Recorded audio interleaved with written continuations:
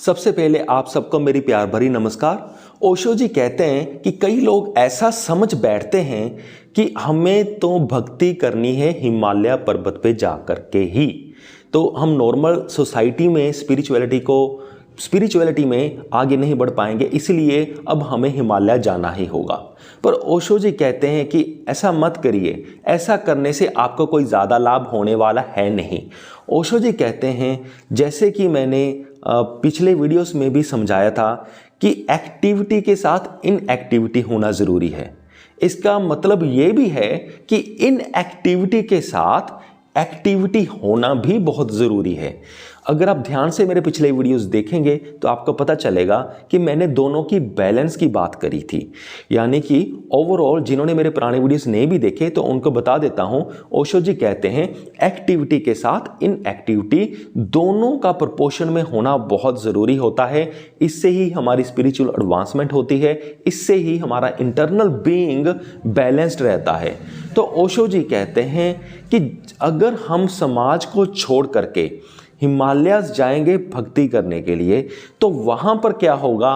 समाज में क्या प्रॉब्लम थी आपकी कि आप एक्टिव तो बहुत ज़्यादा थे और इन एक्टिविटी आप में थी नहीं, और आपका इंटरनल जो बीइंग था वो बैलेंस्ड था नहीं।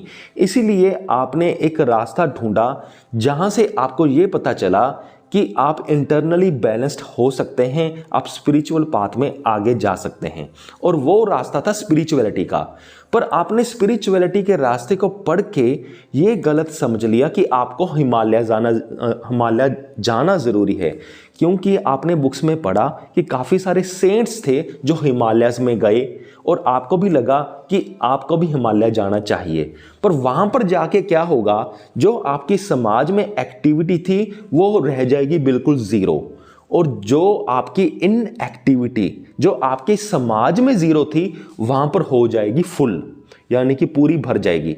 तो यहाँ पर भी क्या था, यहाँ पर एक्टिविटी ज़्यादा थी, इनएक्टिविटी कम थी, तो बैलेंस खराब था। यहाँ पर हिमालयस पर जाके आपकी इनएक्टिविटी बढ़ जाएगी, पूरी हो जाएगी, पर एक्टिविटी ज़ीरो हो जाएगी, और यहाँ पर भी आपका उतना ही बैलेंस खराब होगा जितना आपका समाज में था।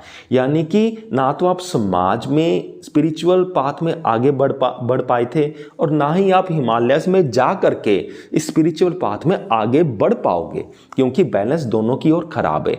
तो ओशो जी कहते हैं हमें ध्यान देना है तो इस बैलेंस के ऊपर। हिमालयस में जाकर कुछ नहीं होगा, अकेले समाज में रहकर भी कुछ नहीं होगा, पर ओशो जी कहते हैं कि अगर आप इनका बैलेंस बनाना सीख गए तो फिर चाहे आप समाज में हो, चाहे आप हिमालयस में हो, चाहे आप कहीं भी हो, आप स्पिरिचुअल पाथ में आगे बढ़ते ही जाओगे। सो मुझे पूरी उम्मीद है कि आप सबको ये वीडियो समझ में आ गया होगा। इस वीडियो के डिस्क्रिप्शन बॉक्स में मैं अच्छे स्पिरिचुअल बुक्स की लिंक्स डाल दूंगा, आप उन्हें क्लिक करके चेक करके देख सकते हो। सो इस वीडियो को देखने के लिए आपका बहुत बहुत धन्यवाद।